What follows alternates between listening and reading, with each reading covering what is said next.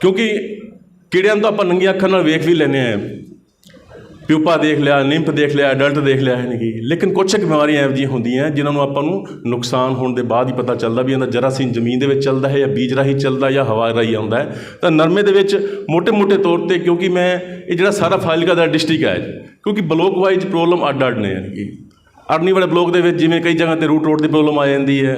ਜਿਹੜਾ ਕੇਰਾ ਖੇੜਾ ਪਿੰਡ ਹੈ, ਇਸ ਪਾਸੇ ਪਿੰਡ ਰੇਤਲੇਵਾਨ ਨੇ, ਉੱਥੇ ਕਈ ਵਾਰ ਨਰਮਾ ਖੜੀ ਸੁੱਕ ਜਾਂਦਾ ਹੈ। ਚਿੱਟੇ ਮੱਛਰ ਦਾ ਹੱਲਾ ਜ਼ਿਆਦਾ ਹੋ ਗਿਆ ਤਾਂ ਛੂਟੀ ਬੋਰਡ ਦਾ ਅਟੈਕ ਜ਼ਿਆਦਾ ਹੋ ਜਾਂਦਾ ਹੈ। ਬਾਕੀ ਕੁਝ ਮੁੱਖ ਜਿਹੜੀਆਂ ਬਿਮਾਰੀਆਂ ਨੇ, ਸਭ ਤੋਂ ਪਹਿਲੇ ਤਾਂ ਕੋਟਨ ਲੀਫ ਕਰਲ ਬਿਮਾਰੀ ਹੋ ਗਈ, ਪੱਤਾ ਮਰੋੜ ਬਿਮਾਰੀ ਹੋ ਗਈ। ਕਈ ਜਗ੍ਹਾ 'ਤੇ ਬਾਰਿਸ਼ਾਂ ਜ਼ਿਆਦਾ ਹੋਣ, ਜਿਸ ਸਾਲ ਤਾਂ ਜਵਾਣੂ ਝੋਲਸ ਰੋਗ ਹੋ ਗਿਆ, ਉਖੇੜਾ ਰੋਗ ਹੋ ਗਿਆ, ਬਾਕੀ ਧੱਬਿਆਂ ਦੀ ਬਿਮਾਰੀਆਂ ਹੋ ਗਈਆਂ। ਅਤੇ ਇੱਕ ਜਿਹੜੀ ਮੈਂ ਪੈਰਾਵਿਲਟ ਦੀ, ਅਤੇ ਕਈ ਵਾਰ ਮਗਰੋਂ ਜਾ ਕੇ ਵੇਖਦੇ ਵੀ ਨਰਮਾ ਖੜੇ ਸੁੱਕ ਜਾਂਦਾ ਹੈ, ਸਡਨ ਡੈਕਲਾਈਨ ਹੋ ਜਾਂਦਾ। ਇਹ ਮੁੱਖ ਜਿਹੜੀਆਂ ਬਿਮਾਰੀਆਂ ਨੇ, ਕਿਉਂਕਿ ਕੁਝ ਫੌਂਟ ਚੇਂਜ ਹੋਣ ਕਰਕੇ ਕੁਝ ਹੋ ਸਕਦਾ ਹੈ ਕਿ ਨੈਕਸਟ ਡਾਕਟਰ ਸਾਹਿਬ। ਵੈਸੇ ਤਾਂ ਜਿੰਨੀਆਂ ਵੀ ਵੈਰਾਇਟੀਆਂ ਆਪਣੇ ਕੋਲ ਆ ਰਹੀਆਂ ਨੇ, ਪੱਤਾ ਮਰੋੜ ਬਿਮਾਰੀ ਜਿਹੜੀ ਜਿਵੇਂ ਡਾਕਟਰ ਵਿਜੇ ਵੀ ਦੱਸ ਕੇ ਗਏ ਨੇ ਕਿ ਇੱਕ ਵਾਈਟ ਫਲਾਈ ਨਾਲ ਟਰਾਂਸਮਿਟ ਹੁੰਦੀ ਜਿਹੜੀ ਬਿਮਾਰੀ ਜਿਹੜੀ ਹੈ। ਬਿਮਾਰੀਆਂ ਵਾਇਰਸ ਦੀਆਂ, ਕਿਉਂਕਿ ਆਪਾਂ ਉਸੇ ਚੀਜ਼ ਨੂੰ ਕੰਟਰੋਲ ਕਰ ਸਕਦੇ ਹਾਂ ਜਿੰਨਾ ਆਪਦਾ ਕੋਈ ਸਿਸਟਮ ਹੁੰਦਾ ਹੈ। ਯਾਨੀ ਕਿ ਆਪਾਂ ਜਿੰਨੀ ਵੀ ਦਵਾਈਆਂ ਆ ਰਹੀਆਂ ਹੋਣਗੀਆਂ, ਫੰਗੀਸਾਈਡ ਆਉਂਦਾ ਹੈ, ਬੈਕਟੀਰੀਸਾਈਡ ਆਉਂਦਾ ਹੈ, ਵਾਇਰੀਸਾਈਡ ਆਪਾਂ ਕਦੇ ਵੀ ਨਹੀਂ ਸੁਣਿਆ ਹੋਊਗਾ। ਆਪਾਂ ਉਸੇ ਚੀਜ਼ ਨੂੰ ਕੰਟਰੋਲ ਕਰ ਸਕਦੇ ਹਾਂ ਜਿੰਦਾ ਆਪਦਾ ਕੋਈ ਖਾਣ ਪੀਣ ਦਾ ਸਿਸਟਮ ਹੋਊਗਾ। ਫੰਗੀਸਾਈਡ ਫੰਗਸ ਨੂੰ ਕਿਲ ਕਰਦਾ ਹੈ, ਬੈਕਟੀਰੀਸਾਈਡ ਬੈਕਟੀਰੀਆ ਨੂੰ ਕਿਲ ਕਰਦਾ ਹੈ। ਲੇਕਿਨ ਤੁਸੀਂ ਵੇਖਿਆ ਹੋਊ ਕਦੇ ਵੀ ਕੋਈ ਵਾਇਰੀਸਾਈਡ ਨਹੀਂ ਆਉਂਦਾ। ਜਿੰਨੇ ਵੀ ਵਾਇਰਸ ਨੇ ਜਾਂ ਤਾਂ ਬੀਜ ਰਾਹੀਂ ਚੱਲਦੇ ਨੇ ਜਾਂ ਫਿਰ ਉਹਨਾਂ ਨੂੰ ਇਨਸੈਕਟ ਜਿਹੜਾ ਹੈ ਨਹੀਂ, ਜਾਂ ਕੀੜਾ ਹੈ, ਇੱਕ ਥਾਂ ਤੋਂ ਦੂਸਰੇ ਥਾਂ ਤੱਕ ਉਹ ਟਰਾਂਸਮਿਟ ਕਰਦਾ ਹੈ। ਜਿਵੇਂ ਡਾਕਟਰ ਸਾਹਿਬ ਨੇ ਤੁਹਾਨੂੰ ਬਾਇਓਕੈਮੀਕਲ ਦੀ ਕੈਮਿਸਟਰੀ ਦੱਸੀ ਵੀ ਕਿਸ ਤਰ੍ਹਾਂ ਜਿਹੜਾ ਨਰਮੇ ਦਾ ਚਿੱਟਾ ਮੱਛਰ ਹੈ, ਰਸ ਚੂਸ ਕੇ ਜਦੋਂ ਵਾਇਰਸ ਹੈ ਉਹਦੇ ਮਾਊਥ 'ਚ ਆ ਜਾਂਦਾ, ਉੱਥੇ ਮਲਟੀਪਲਾਈ ਹੋ ਕੇ ਜਾ ਕੇ ਦੂਸਰੇ ਬੂਟੇ 'ਤੇ ਤੀਸਰੇ ਬੂਟੇ 'ਤੇ ਜਾ ਕੇ ਮਲਟੀਪਲਾਈ ਕਰਦਾ ਹੈ। ਉਸੇ ਲੜੀ ਦੇ ਵਿੱਚ ਜਿਹੜੀ ਬਿਮਾਰੀ ਹੈ ਪੱਤਾ ਮਰੋੜ ਬਿਮਾਰੀ ਜਿਹੜੀ ਹੈ, ਇਹ ਜਿਹੜੀ ਇੱਕ ਟਾਈਮ 'ਤੇ ਬਹੁਤ ਭਿਆਨਕ ਬਿਮਾਰੀ ਸੀ। ਲੇਕਿਨ ਹੁਣ ਜਿਹੜੀਆਂ ਪੰਜਾਬ ਸਰਕਾਰ ਨੇ, ਯੂਨੀਵਰਸਿਟੀ ਨੇ ਜਿਹੜੀ ਇਹ ਸਕਰੀਨਿੰਗ ਦਾ ਕੰਮ ਕਰਦੇ ਆ ਤਿੰਨੋਂ ਸਟੇਟ ਜਿਹੜੇ ਮਿਲ ਕੇ। ਹਾਲਾਂਕਿ ਜਿਹੜੀਆਂ ਵੀ ਵੈਰਾਇਟੀਆਂ ਜਿਹੜੀਆਂ ਆ ਰਹੀਆਂ, ਇਹ ਅੱਡ ਗ੍ਰੇਡ ਤੱਕ ਟੈਸਟਿੰਗ ਹੁੰਦੀਆਂ ਪਹਿਲੇ ਜਾ ਕੇ। ਤੁਹਾਨੂੰ ਡਾਕਟਰ ਮਨਪ੍ਰੀਤ ਜਿਵੇਂ ਇੱਥੇ ਕੋਟਨ 'ਤੇ ਵੈਰਾਇਟੀਆਂ ਟੈਸਟ ਕਰਦੇ ਨੇ ਜਿਹੜੀਆਂ ਸਾਰੀਆਂ ਅਬੋਹਰ, ਜਾਂ ਕਿਉਂਕਿ ਸਭ ਤੋਂ ਜ਼ਿਆਦਾ CLCV ਦਾ ਇਨਫੈਕਟਡ ਏਰੀਆ ਸਾਡਾ ਅਬੋਹਰ ਏਰੀਆ ਜਾਂ ਗੰਗਾਨਗਰ ਏਰੀਆ ਹੈ। ਕਿ ਜਿਹੜੀ ਵੈਰਾਇਟੀ ਇੱਥੇ ਪਾਸ ਹੋ ਗਈ CLCV ਦੇ ਵਿੱਚ, ਕੋਟਨ ਲੀਫ ਕਰਲ ਵਾਇਰਸ ਦੇ ਵਿੱਚ, ਉਹ ਸਾਰਾ ਪਾਸੇ ਹੀ ਪਾਸ ਹੋ ਜਾਂਦੀ ਜਾ ਕੇ। ਤਾਂ ਜਿਹੜੀ ਵੀ ਬਿਮਾਰੀਆਂ ਦੀ ਅੱਡ ਗ੍ਰੇਡ ਹੁੰਦੀਆਂ, ਇੱਕ ਗ੍ਰੇਡ ਦੇ ਨਾੜਾਂ ਮੋਟੀਆਂ ਹੋ ਜਾਂਦੀਆਂ, ਕੋਲੀ ਵਰਗੇ ਪੱਤੇ ਬਣ ਜਾਂਦੇ ਹੈ। ਕਿਉਂਕਿ ਜਿਹੜਾ ਵਾਇਰਸ ਜਿਹੜਾ ਹੈ ਉਹ ਜਦੋਂ ਬੂਟੇ ਦੇ ਵਿੱਚ ਜਾ ਕੇ ਜਾਊਗਾ, ਕਿਉਂ ਵਾਇਰਸ ਦੇ ਵਿੱਚ ਕੁਝ ਸਿਸਟਮ ਆਪਦਾ ਨਹੀਂ ਹੈਗਾ। ਉੱਪਰ ਪ੍ਰੋਟੀਨ ਦਾ ਕੋਟ ਹੈ ਹੁੰਦੇ, ਅੰਦਰ RNA ਜਾਂ DNA ਉਹਦੇ ਅੰਦਰ ਜਾ ਕੇ ਜਦੋਂ ਬੂਟਾ ਪੌਦੇ ਦੇ ਵਿੱਚ ਗਿਆ, ਵਾਇਰਸ ਉਹਨੇ ਆਪਦਾ ਪ੍ਰੋਟੀਨ ਵਾਲਾ ਖੋਲ੍ਹਤਾ, ਉੱਪਰ ਲਾਤਾ ਜੈਨੇਟਿਕ, ਅੰਦਰ ਹੈਗਾ ਜੈਨੇਟਿਕ ਮਟੀਰੀਅਲ ਜਿਹੜਾ ਹੈ। ਨਹੀਂ ਕਿ ਅੰਦਰ ਜਦੋਂ ਜੈਨੇਟਿਕ ਮਟੀਰੀਅਲ ਚਲਾ ਗਿਆ, ਉਹ ਜਾ ਕੇ ਮਲਟੀਪਲਾਈ ਕਰਨ ਲੱਗ ਜਾਂਦਾ। ਅੰਦਰ ਜਦੋਂ ਮਲਟੀਪਲਾਈ ਕਰੂਗਾ, ਉਹਦਾ ਵਾਧਾ ਹੋਊਗਾ ਜਾ ਕੇ, ਤਾਂ ਤੁਸੀਂ ਵੇਖਿਆ ਹੋਊ ਜਿੰਨੀ ਵਾਇਰਸ ਦੀਆਂ ਬਿਮਾਰੀਆਂ ਉਹ ਪੱਤੇ ਡੱਬ ਖੜੱਬੇ ਹੋ ਜਾਣਗੇ, ਜਾਂ ਫਿਰ ਸੈੱਲ ਦਾ ਉਹਨਾਂ ਸੈੱਲ ਬਹੁਤ ਜ਼ਿਆਦਾ ਮਿਕਦਾਰ ਦੇ ਵਿੱਚ ਵੱਧਦੀਆਂ ਜਾ ਕੇ, ਤਾਂ ਵਾਸਤੇ ਉਹਨੂੰ ਕੋਈ ਥਾਂ ਨਹੀਂ ਮਿਲਦੀ, ਜਾ ਕੇ ਡੱਬ ਖੜੱਬੇ ਬਣ ਜਾਂਦੇ। ਜਿੱਥੇ ਬਿਮਾਰੀ ਦਾ ਹੱਲਾ ਬਹੁਤ ਜ਼ਿਆਦਾ ਹੁੰਦਾ, ਥੱਲੇ ਕਈ ਵਾਰ ਪੱਤਾ ਵੀ ਨਿਕਲ ਜਾਂਦਾ ਜਾ ਕੇ। ਇਹਦੀਆਂ ਡਿਫਰੈਂਟ ਗ੍ਰੇਡ ਹੁੰਦੀਆਂ, ਅਤੇ ਜਿਹੜੀਆਂ ਵੈਰਾਇਟੀਆਂ ਕੋਟਨ ਲੀਫ ਕਰਲ ਵਾਇਰਸ ਦੇ ਵਿੱਚ 2 ਜਾਂ 3 ਗ੍ਰੇਡ ਤੱਕ ਜਾਂਦੀਆਂ, ਉਹਨੂੰ ਅਸੀਂ ਅਪਰੂਵਲ ਦਿੰਦੇ ਹਾਂ 2 ਗ੍ਰੇਡ ਤੱਕ। ਜਿਹੜੀ ਉਹਨਾਂ ਦੀ ਅਪਰੂਵਲ ਹੈ, ਜਿਹੜੀ ਆਪਣੇ ਤੁਹਾਡੀ ਜਿਹੜੀ ਲਿਸਟ ਹੁੰਦੀ ਜਿਹੜੀ ਹੈ। ਨੈਕਸਟ ਅਤੇ ਜੇਕਰ ਇਸ ਬਿਮਾਰੀ ਨੂੰ ਕੰਟਰੋਲ ਕਰਨਾ ਹੈ, ਅਤੇ ਡਾਕਟਰ ਵਿਜੇ ਤੁਹਾਨੂੰ ਵਾਈਟ ਫਲਾਈ ਬਾਰੇ ਦੱਸ ਕੇ ਵੀ ਸਟਾਰਟਿੰਗ ਦੇ ਵਿੱਚ ਅਗਰ 2-4 ਬੂਟੇ ਆਉਂਦੇ ਆ, ਹਾਲਾਂਕਿ ਫਿਜ਼ੀਕਲ ਨਹੀਂ ਹੁੰਦਾ, ਕਿ ਉਹਦਾ ਆਪਾਂ ਪ੍ਰਾਇਮਰੀ ਸੋਰਸ ਹੀ ਖਤਮ ਕਰ ਦਈਏ, ਪੁੱਟ ਕੇ ਨੱਪ ਦਈਏ, ਦੱਬ ਦਈਏ, ਜਾਂ ਫਿਰ ਚਿੱਟੇ ਮੱਛਰ ਨਾਲ ਬਿਮਾਰੀ ਅੱਗੇ ਫੈਲਦੀ ਹੈ, ਉਹਨੂੰ ਆਪਾਂ ਸਪਰੇਅ ਕਰਕੇ ਉਹਨੂੰ ਆਪਾਂ ਚਿੱਟੇ ਮੱਛਰ ਨੂੰ ਕੰਟਰੋਲ ਕਰੀਏ, ਤਾਂ ਜੇ ਬਿਮਾਰੀ ਅੱਗੇ ਨਹੀਂ ਵੱਧਦੀ। ਜਿੰਨੇ ਵੀ ਆਲਟਰਨੇਟ ਵੀਡ ਹੋਸ਼ ਨੇ, ਕੰਗੀ ਬੂਟੀ ਹੈ, ਪੀੜੀ ਬੂਟੀ ਹੈ, ਉਹਨੂੰ ਆਪਾਂ ਗੁੱਤ ਪੁੱਟਣਾ ਹੈ, ਜਿੰਨਾ ਵੀ ਕੰਟਰੋਲ ਕਰ ਲਈਏ ਉਹਨਾਂ ਨੂੰ, ਤਾਂ ਬਿਮਾਰੀ ਅੱਗੇ ਨਹੀਂ ਵੱਧਦੀ ਜਾ ਕੇ। ਨੈਕਸਟ ਬਾਕੀ ਜਿੱਥੇ ਕੁਛ ਦੇਸੀ ਵਾਲਾ ਏਰੀਆ ਹੈ, ਜਿੱਥੇ ਕਈ ਵਾਰ ਬੂਟੇ ਸੁੱਕਣ ਲੱਗ ਪੈਂਦੇ ਨੇ, ਜਿਹਨੂੰ ਫੁਜੇਰੀਅਮ ਵਿਲਟ ਕਹਿੰਦੇ ਨੇ, ਜਿਹਨੂੰ ਖੇੜਾ ਕਹਿ ਜਾਂਦੇ ਆਪਾਂ ਜਾ ਕੇ। ਇੱਕ ਤਰ੍ਹਾਂ ਦੀ ਫੰਗਸ ਹੈ ਫੁਜੇਰੀਅਮ, ਉਹਦੇ ਕਰਕੇ ਜਿਹੜੀ ਬਿਮਾਰੀ ਆਉਂਦੀ ਹੈ, ਪੱਤੇ ਹੌਲੀ ਹੌਲੀ ਕਰਕੇ ਕੁਮਲਾਉਣਾ ਸਟਾਰਟ ਕਰ ਦਿੰਦੇ ਨੇ। ਕਿ ਹੁੰਦਾ ਕੀ ਹੈ ਕਿ ਇਸ ਬਿਮਾਰੀ ਤੁਸੀਂ ਵੇਖਿਆ ਹੋਊਗਾ ਕਿ ਇਹਦੇ ਕੁਛ ਕੁ ਬੂਟੇ ਜਾ ਕੇ ਪੇਜ ਦੇ ਵਿੱਚ ਸੁੱਕਣੇ ਸਟਾਰਟ ਹੋ ਜਾਂਦੇ ਨੇ। ਇਸ ਬਿਮਾਰੀ ਦੇ ਲੱਛਣ ਇਹ ਹੁੰਦੇ ਆ ਕਿ ਸਭ ਤੋਂ ਪਹਿਲੇ ਜਿਹੜੇ ਹੇਠਾਂ ਵਾਲੇ ਪੱਤੇ ਹੁੰਦੇ ਉਹ ਸੁੱਕਣਾ ਸਟਾਰਟ ਕਰਦੇ ਆ, ਮਗਰੋਂ ਜਾ ਕੇ ਉੱਪਰ ਪੱਤੇ ਸੁੱਕਣਾ ਸਟਾਰਟ ਹੁੰਦੇ ਆ। ਅਤੇ ਜਿਹੜੀ ਫੁਜੇਰੀਅਮ ਫੰਗਸ ਜਿਹੜੀ ਹੈ, ਜਿਹੜੀ ਉੱਲੀ ਜਿਹੜੀ ਹੈ, ਉਹ ਬਿਲਕੁਲ ਜਾਲਮ ਦੇ ਵਿੱਚ ਆ ਕੇ ਭਰ ਜਾਂਦੀ ਜਾ ਕੇ। ਤੁਹਾਨੂੰ ਥੋੜ੍ਹਾ ਛਿਲਕਾ ਪੱਤਰ ਕੇ ਵੇਖੀਏ ਤਾਂ ਉਹ ਸਮੈਲ ਜੀ ਬਦਬੂ ਜੀ ਮਾਰਦੀ ਜਾ ਕੇ। ਨੈਕਸਟ ਡਾਕਟਰ ਸਾਹਿਬ, ਹਾਲਾਂਕਿ ਜਿਹੜੇ ਖੇਤਾਂ ਦੇ ਵਿੱਚ ਬਿਮਾਰੀ ਆਉਣ ਲੱਗ ਜਾਂਦੀ ਹੈ, ਖਾਸ ਕਰਕੇ ਦੇਸੀ 'ਤੇ ਹੀ ਬਿਮਾਰੀ ਜ਼ਿਆਦਾ ਆਉਂਦੀ ਹੈ, ਕਿਉਂਕਿ ਸੈਂਟਰਲ ਇਨਸੈਕਟੀਸਾਈਡ ਬੋਰਡ ਦੀ ਇਹ ਬੜੀ ਉਸ ਤਰ੍ਹਾਂ ਦੀ ਹੋ ਗਈ ਕਿ ਅੱਜ ਕੱਲ੍ਹ ਦਵਾਈਆਂ ਦੀ ਟੈਸਟਿੰਗ ਪੈਕੇਜ ਦੇ ਵਿੱਚ ਤੁਸੀਂ ਵੇਖੋਗੇ ਅੱਜ ਤੋਂ 5 ਸਾਲ ਦੀ ਜਿਹੜੀ ਪੈਕੇਜ ਆਪਣੇ ਪਹਿਲੇ ਆ ਰਹੀ ਹੈ ਤੁਹਾਨੂੰ 50 ਦਵਾਈਆਂ ਵੱਧ ਮਿਲਣਗੀਆਂ ਉਹਦੇ 'ਚ। ਹੁਣ ਜਿਹੜੀ ਪੈਕੇਜ ਬਿਲਕੁਲ ਘਟਦੀ ਜਾ ਰਹੀ ਹੈ, ਲੇਕਿਨ ਜਿੱਥੇ ਫਿਰ ਵੀ ਥੋੜ੍ਹੀ ਬਹੁਤੀ ਪ੍ਰੋਬਲਮ ਆਉਂਦੀ ਹੈ ਉਹ ਤਾਂ ਸਿੰਪਲ ਫੰਗੀਸਾਈਡ ਲਾਂਗੀ ਇਹ ਪੈਕੇਜ ਤਾਂ ਨਹੀਂ ਹੋਊਗੀ। ਆਪਣਾ ਜਿਹੜਾ ਵੀਟਾਵੈਕਸ ਜਿਹੜਾ ਫੰਗੀਸਾਈਡ ਆਉਂਦਾ ਹੈ ਉਹ 2 ਤੋਂ 3 ਗ੍ਰਾਮ ਪਰ ਕੇਜੀ ਸੀਡ ਹਿਸਾਬ ਨਾਲ ਲਾ ਕੇ ਆਪਾਂ ਇਹਨੂੰ ਸਟਾਰਟਿੰਗ ਦੇ ਵਿੱਚ ਇਹਨੂੰ ਆਪਾਂ ਕੰਟਰੋਲ ਕਰ ਸਕਦੇ ਹਾਂ ਆਪਾਂ। ਨੈਕਸਟ ਡਾਕਟਰ ਸਾਹਿਬ, ਇੱਕ ਬਿਮਾਰੀ ਜਿਹੜਾ ਕੁਛ ਰਾਜਦਵਿੰਦਰ ਜੀ ਇੱਥੇ ਬੈਠੇ ਹੋਣਗੇ, ਯਾਨੀ ਕਿ ਤੁਹਾਡੇ ਏਰੀਏ 'ਚ ਕਮਾਲ ਵਾਲਾ ਪਿੰਡ ਦੇ ਆਸੇ ਪਾਸੇ ਇਹ ਡਾਕਟਰ ਸਾਹਿਬ ਵੀ ਬੈਠੇ ਨੇ ਇੱਥੇ ਤੁਹਾਡੇ, ਇਹ ਜਿਹੜੀ ਰੂਟ ਰੋਡ ਦੀ ਪ੍ਰੋਬਲਮ ਹੈ ਕਈ ਖੇਤਾਂ ਦੇ ਵਿੱਚ ਇਹ ਬਿਮਾਰੀ ਬਹੁਤ ਕਈ ਜਗ੍ਹਾ 'ਤੇ ਹਰੇਕ ਸਾਲ ਹੀ ਆਉਂਦੀ ਹੈ। ਯਾਨੀ ਕਿ ਇਹ ਜਿਹੜੀ ਬਿਮਾਰੀ ਹੈ ਇੱਕ ਤਰ੍ਹਾਂ ਦੀ ਉੱਲੀ ਹੈ ਰਾਈਜ਼ੋਕਟੋਨੀਆ ਬਟਾਟੀਕੋਲਾ, ਅਤੇ ਦੂਸਰੀ ਜਿਹੜੀ ਫੰਗਸ ਹੈ ਰਾਈਜ਼ੋਕਟੋਨੀਆ ਸੋਲੇਨਾਈ। ਇਹ ਜਿਹੜੀ ਬਿਮਾਰੀ ਦੇ ਜਿਹੜੇ ਇਹ ਸਪੋਰ ਜਾਂ ਫੰਗਸ ਜਿਹੜੀ ਹੈ ਇੱਕ ਤਰ੍ਹਾਂ ਦਾ ਮਾਈਸੀਲੀਅਮ ਬੋਲਦੇ ਆ, ਯਾਨੀ ਕਿ ਹਾਈਫਾ ਬੋਲਦੇ ਆ ਜਿਹਨੂੰ। ਕਪਾਹ ਵਰਗੀ ਜਿਵੇਂ ਤੰਦਾਂ ਹੁੰਦੀਆਂ ਜਾ ਕੇ ਉਸ ਤਰ੍ਹਾਂ ਦੀਆਂ ਤੰਦਾਂ ਜਿਹੜੀਆਂ ਜ਼ਮੀਨ ਦੇ ਵਿੱਚ ਪਈਆਂ ਰਹਿੰਦੀਆਂ ਜਾ ਕੇ ਜਦੋਂ ਵੀ ਆਪਾਂ ਨਰਮੇ ਦੀ ਬਿਜਾਈ ਸਟਾਰਟ ਕਰਦੇ ਹਾਂ ਤਾਂ ਜਿਹੜਾ ਹੁੰਦਾ ਕੋਟਲੀ ਜਿਹੜਾ ਉਹ ਜਦੋਂ ਸੀਡਲਿੰਗ ਪਾਰਟ ਦੇ ਵਿੱਚ ਹੁੰਦੀ ਜਾ ਕੇ ਬਿਮਾਰੀ ਹੁੰਦੀ ਗਿੱਚੀ ਘੁੱਟ ਜਾਂਦੀ ਹੈ। ਇਸ ਤਰ੍ਹਾਂ ਤੁਸੀਂ ਵੇਖਿਆ ਹੋਊਗਾ ਕਈ ਵਾਰੀ ਪ੍ਰੋਬਲਮ ਵੀ ਆਉਂਦੀ ਹੈ ਜਾ ਕੇ ਇਸ ਤਰ੍ਹਾਂ ਦੇ ਨਿਸ਼ਾਨ ਜਿਹੇ ਬਣ ਜਾਂਦੇ ਨੇ ਜਾ ਕੇ। ਹਾਲਾਂਕਿ ਹੁੰਦਾ ਇਹ ਹੈ ਕਿ ਬਿਮਾਰੀ ਆਉਂਦੀ ਹੈ ਕੁਝ ਘੇਰਿਆਂ ਦੇ ਵਿੱਚ ਹੀ ਕੁਛ ਹੀ ਥਾਂ ਦੇ ਵਿੱਚ ਜਾ ਕੇ, ਲੇਕਿਨ ਇਹ ਬਿਮਾਰੀ ਪਈ ਕਿੱਥੇ ਹੈ?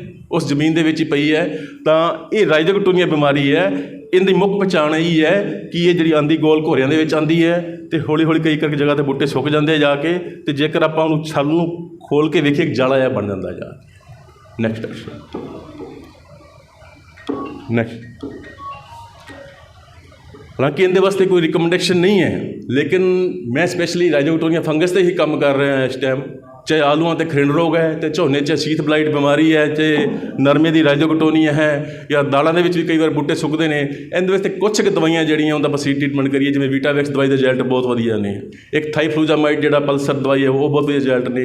ਇਸ ਤਰ੍ਹਾਂ ਦੀ ਕਈਆਂ ਦਵਾਈਆਂ ਨੇ, ਪਰ ਆਪਾਂ ਸੀਡ ਟਰੀਟਮੈਂਟ ਵਾਸਤੇ ਆਪਾਂ ਸਿਰਫ ਅਤੇ 40 ਤੋਂ 50% ਤੱਕ ਜਿਹੜਾ ਟ੍ਰਾਈਕੋਡਰਮਾ ਵੀ ਹੈ ਇੱਕ ਅੱਛਾ ਫਾਰਮੂਲੇਸ਼ਨ ਮਿਲ ਜਾਂਦਾ ਹੈ। ਹਾਲਾਂਕਿ ਸਾਡੀ ਪੈਕੇਜ ਰਿਕਮੈਂਡੇਸ਼ਨ ਨਹੀਂ ਹੈ, ਲੇਕਿਨ ਮੇਰੇ ਟਰਾਇਲਾਂ 'ਚ ਮੈਂ ਵੇਖਿਆ ਅਗਰ ਆਪਾਂ ਥੋੜ੍ਹਾ ਬਹੁਤ ਸੀਡ ਟਰੀਟਮੈਂਟ ਕਰ ਦਈਏ 4 ਤੋਂ 5 ਗ੍ਰਾਮ ਕਿਲੋ ਸੀਡ ਦਾ ਹੀ ਲਾਣਾ ਆਪਾਂ ਜਾ ਕੇ, ਯਾਨੀ ਕਿ ਤਾਂ ਵੀ ਕੰਟਰੋਲ ਕਰ ਦਿੰਦਾ 30-35% ਤੱਕ ਕੰਟਰੋਲ ਕਰਦਾ। ਲੇਕਿਨ ਜਿਹੜਾ ਇਥੀਰਮ ਹੈ ਜਾਂ ਫਿਰ ਵੀਟਾਵੈਕਸ ਜਿਹੜੀ ਦਵਾਈਆਂ ਹੈਗੀਆਂ ਇਹਨਾਂ ਸੀਡ ਟਰੀਟਮੈਂਟ ਕਰਦੇ ਆ, ਕਿਉਂਕਿ ਬਿਮਾਰੀ ਇੰਨੀ ਨਹੀਂ ਆਉਂਦੀ। ਲੇਕਿਨ ਹਾਲਾਂਕਿ BT ਕੋਟਨ ਜਿਹੜਾ ਹੈ ਟ੍ਰੀਟਡ ਹੀ ਹੁੰਦਾ ਹੈ, ਕਈ ਵਾਰ ਫਿਰ ਵੀ ਟਰੀਟਮੈਂਟ ਨਹੀਂ ਕੀਤਾ ਹੁੰਦਾ ਤਾਂ ਆਪਾਂ ਇਹ ਦਵਾਈਆਂ ਦਾ ਆਪਾਂ ਸੀਡ ਟਰੀਟਮੈਂਟ ਕਰ ਸਕਦੇ ਹਾਂ। ਨੈਕਸਟ,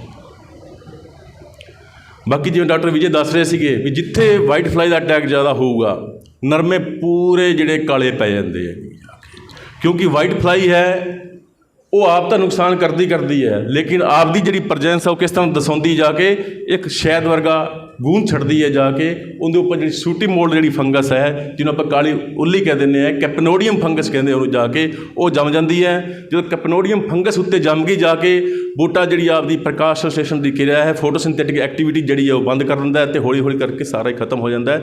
ਵੀ ਵਾਈਟ ਫਲਾਈ ਜਿਹੜੀ ਆਪ ਤਾਂ ਰਸ ਚੂਸ ਕੇ ਨੁਕਸਾਨ ਕਰਦੀ ਹੈ, ਕੋਟਨ ਲੀਫ ਕਲ ਵਾਇਰਸ ਹੀ ਫੈਲਾਉਂਦੀ ਹੈ ਬਿਮਾਰੀ ਨੂੰ ਵੀ। ਤੀਜਾ ਨੁਕਸਾਨ ਜਿਹੜੇ ਪੱਤੇ ਬਿਲਕੁਲ ਕਾਲੇ ਪੈ ਜਾਂਦੇ ਹੈ ਉਹ ਛੂਟੀ ਮੋਲਡ ਫੰਗਸ ਕਰਕੇ ਹੈ। ਅਤੇ ਜੇਕਰ ਆਪਾਂ ਨੂੰ ਤੁਸੀਂ ਵੇਖਿਆ ਹੋਊਗਾ ਕਈ ਵਾਰੀ ਜਦੋਂ ਆਪਾਂ ਚਿੱਟੇ ਮੱਛਰ ਨੂੰ ਕੰਟਰੋਲ ਕਰਦੇ ਹਾਂ ਉਹਦੇ ਵਿੱਚ ਫੰਗੀਸਾਈਡ ਦਾ ਸਪਰੇਅ ਵੀ ਜਿਹਨੇ ਪੁਰਾਣੇ ਏਡੀਓ ਬੈਠੇ ਹੈ ਜਿਹਨੇ ਨਰਮੇ 'ਤੇ ਬਹੁਤ ਕੰਮ ਕੀਤਾ ਹੈ ਵਿੱਚ ਆਪਾਂ ਕੋਪਰ ਦਾ ਸਪਰੇਅ ਵਿੱਚ ਇੱਕ ਵਿੱਚ ਆਪਾਂ ਕਰਵਾਉਂਦੇ ਰਹੇ ਹਾਂ, ਕਿਉਂਕਿ ਉਹਦਾ ਜਿਹੜੀ ਹੈ ਸੂਟੀ ਮੋਲਡ ਜਿਹੜੀ ਫੰਗਸ ਹੈ ਉਹ ਲਗਭਗ ਖਤਮ ਹੋ ਜਾਂਦੀ ਹੈ। ਇਹਦੇ ਵਾਸਤੇ ਸਿਫਾਰਿਸ਼ ਉਹੀ ਹੈ ਵੀ ਆਪਾਂ ਕੋਈ ਵੀ ਕੋਪਰ ਫੰਗੀਸਾਈਡਸ ਹੈ COC ਹੈ, ਬਲਾਈਟੋਕਸ ਹੈ, ਇਹ ਆਪਾਂ 400 ਤੋਂ 500 ਗ੍ਰਾਮ ਜਾਂ 2.5 ਤੋਂ 3 ਗ੍ਰਾਮ ਪਰ ਲੀਟਰ ਦੇ ਹਿਸਾਬ ਨਾਲ ਕਰਕੇ ਆਪਾਂ ਇਹਨੂੰ ਵਧੀਆ ਤਰੀਕੇ ਨਾਲ ਆਪਾਂ ਸਪਰੇਅ ਕਰ ਸਕਦੇ ਹਾਂ, ਜੋ ਕਿੱਲੇ ਦੀ 300 ਤੋਂ 400 ਗ੍ਰਾਮ ਆਪਾਂ ਸਪਰੇਅ ਕਰ ਸਕਦੇ ਹਾਂ। ਨੈਕਸਟ ਇਹ ਕੁਛ ਉੱਲੀ ਦੀ ਬਿਮਾਰੀ ਸੀ, ਇੱਕ ਬੈਕਟੀਰੀਅਲ ਬਲਾਈਟ ਦੀ ਬਿਮਾਰੀ ਕਈ ਵਾਰੀ ਆਉਂਦੀ ਹੈ। ਜਿਵੇਂ ਡਾਕਟਰ ਸਾਹਿਬ ਨੇ ਦੱਸਿਆ ਵੀ ਕੰਜੀਨੀਅਲ ਕੰਡੀਸ਼ਨ ਹੁੰਦੀ ਹੈ, ਅਗਰ ਜੁਲਾਈ ਅਗਸਤ ਦੇ ਵਿੱਚ ਜੁਲਾਈ ਦੇ ਤੱਕ ਬਾਰਿਸ਼ਾਂ ਪੈ ਗਈਆਂ, ਜੇ ਬਾਰਿਸ਼ਾਂ ਪੈ ਗਈਆਂ ਤਾਂ ਬੈਕਟੀਰੀਅਲ ਲੀਫ ਬਲਾਈਟ ਜਿਹੜੀ ਬਿਮਾਰੀ ਹੈ ਉਹਦੇ ਵਿੱਚ ਤੁਸੀਂ ਵੇਖਿਆ ਹੋਊਗਾ ਕਈ ਵਾਰ ਧੱਬੇ ਜਿਹੇ ਬਣ ਜਾਂਦੇ ਯਾਨੀ ਕਿ ਧੱਬੇ ਕਿਸ ਤਰ੍ਹਾਂ ਬਣਦੇ ਆ, ਜਿਵੇਂ ਤਿਕੋਣੇ ਜਿਹੇ ਧੱਬੇ ਬਣਦੇ ਹੈ। ਇਹ ਧੱਬੇ ਪੱਤਿਆਂ 'ਤੇ ਵੀ ਬਣਦੇ ਹੈ, ਨਾੜਾਂ 'ਤੇ ਵੀ ਬਣਦੇ ਹੈ ਅਤੇ ਟਿੰਡਿਆਂ 'ਤੇ ਵੀ ਬਣਦੇ ਹੈ। ਤਾਂ ਜਦੋਂ ਤੁਸੀਂ ਜ਼ਿਮੀਂਦਾਰ ਦੇ ਕੋਈ ਪ੍ਰੋਬਲਮ ਲੱਗਦੀ ਹੈ, ਕਿਉਂਕਿ ਏਰੀਆ ਟੂ ਏਰੀਆ ਬਿਮਾਰੀ ਬਹੁਤ ਵੈਰੀ ਕਰਦੀ ਹੈ ਡਾਕਟਰ ਸਾਹਿਬ। ਆਪਣੇ ਇੱਥੇ ਵਾਈਟ ਫਲਾਈ 'ਤੇ ਬਹੁਤ ਕੀੜੇ ਜ਼ਿਆਦਾ, ਲੇਕਿਨ ਜਿਵੇਂ ਮੈਂ ਪਿੱਛੇ ਇਹ ਭੀਲਵਾੜਾ ਅਲਵਰ ਜਿੱਥੇ ਰਾਜਸਥਾਨ ਦਾ ਕੁਛ ਏਰੀਆ ਹੈ ਉੱਥੇ ਜਿਹੜੇ ਸਭ ਤੋਂ ਵੱਡੀਆਂ ਪ੍ਰੋਬਲਮ ਇਹ ਹੈਗੀਆਂ ਜਾ ਕੇ ਬੈਕਟੀਰੀਆ ਲੀਫ ਬਲਾਈਟ ਹੋ ਗਈ, ਬਾਕੀ ਇਸ ਤਰ੍ਹਾਂ ਦੀ ਬਿਮਾਰੀਆਂ ਬਹੁਤ ਜ਼ਿਆਦਾ ਹੈਗੀਆਂ। ਤਾਂ ਇਹਨੂੰ ਕੰਟਰੋਲ ਕਰਨ ਵਾਸਤੇ ਹਾਲੇ ਵੀ ਉਹ ਕੋਪਰ ਆਕਸੀਬਲਾਈਟ, ਬਲਾਈਟੋਕਸ ਅਤੇ ਸਟੈਪਟੋਸਾਈਕਲਿਨ ਦੀ ਆਪਾਂ ਸਪਰੇਅ ਕਰਦੀ ਹੈ ਅਤੇ ਬਿਮਾਰੀ ਕੰਟਰੋਲ ਹੋ ਜਾਂਦੀ ਹੈ। ਨੈਕਸਟ ਡਾਕਟਰ ਸਾਹਿਬ, ਨੈਕਸਟ ਇਹ ਮੈਰੋਥੀਸ਼ੀਅਮ ਰੋਰੀਡਮ ਮੈਨੂੰ ਲੱਗਦਾ ਕਿੰਨੇ ਸੁਣਿਆ ਵੀ ਨਹੀਂ ਹੋਊਗਾ, ਸਹੀ ਦੱਸਾਂ ਅੱਧੇ ਧੱਬੇ ਇਹਦੇ ਹੀ ਬਣਦੇ ਨੇ ਬਿਮਾਰੀ ਦੇ ਕਰਕੇ।